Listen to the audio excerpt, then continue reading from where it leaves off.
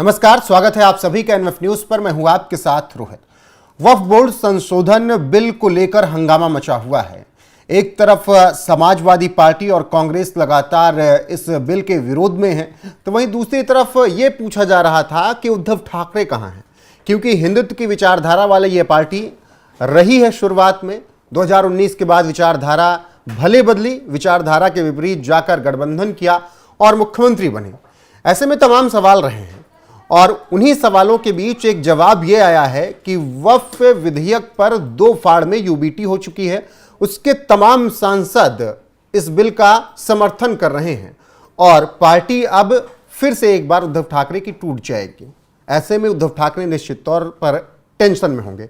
अब यह दावा कहां किया गया, कैसे किया गया और किसने किया, ये आपको विस्तार से बताते हैं और इससे आप समझ पाएंगे कि वक्फ बोर्ड संशोधन बिल को लेकर किस तरीके से उद्धव ठाकरे की शिवसेना में बवाल मचा हुआ है। दरअसल केंद्र सरकार द्वारा लाए गए वक्फ बोर्ड संशोधन विधेयक को संसद में पेश किया गया। इसके बाद लगातार चर्चा होने लगी कि कहां पर हैं उद्धव ठाकरे, क्या वो वक्फ बोर्ड संशोधन बिल के समर्थन में है या विरोध में है।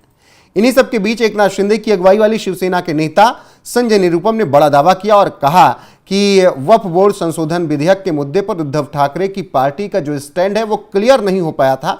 हालांकि जिस तरीके से लगता है वो समर्थन करेंगे, जाकर वक्फ बोर्ड संशोधन बिल के विरोध में ही वो रहेंगे, लेकिन उनके कई ऐसे सांसद हैं जो कि इसके पक्ष में हैं कि संशोधन होना चाहिए और इसी वजह से पार्टी में 2 फाड़ हो चुकी है। उद्धव ठाकरे ने हिंदुत्व की विचारधारा छोड़ दी है, संजय निरुपम ने कहा, और ये साफ हो गया है या ये साफ हो जाएगा वक्फ बोर्ड संशोधन विधेयक बिल पास होने के बाद कि उद्धव ठाकरे कहां खड़े हैं।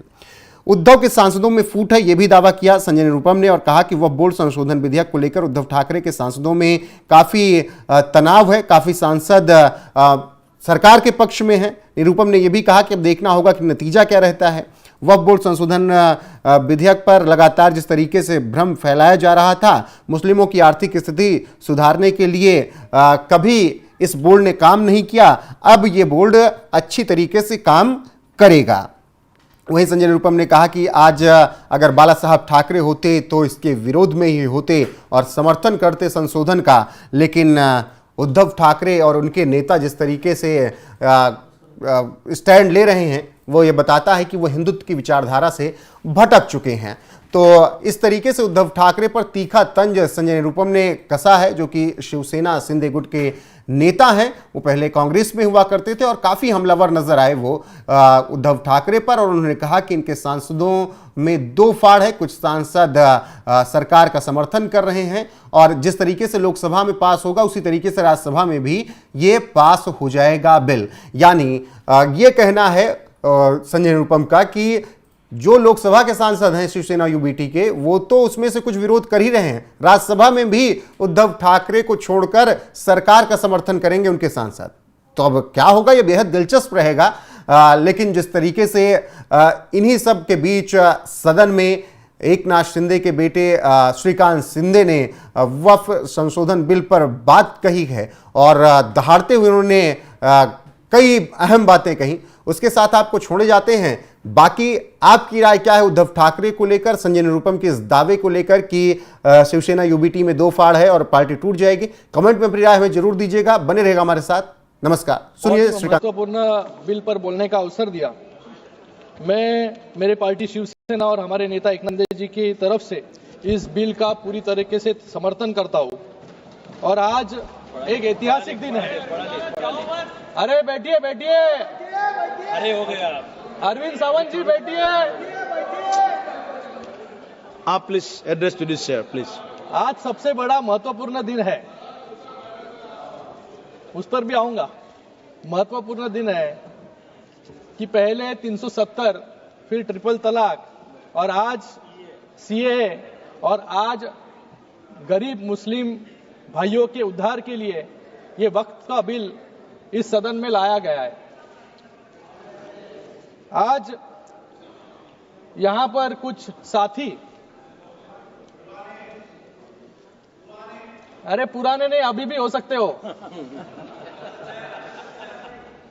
उनको तो पहला प्रश्न मुझे पूछना है कि आज हरी जैकेट जो है बुधवार के लिए पहनी है या आज वक्फ के लिए खास करके अरविंद सावंत जी ड्रेसअप करके आए थे।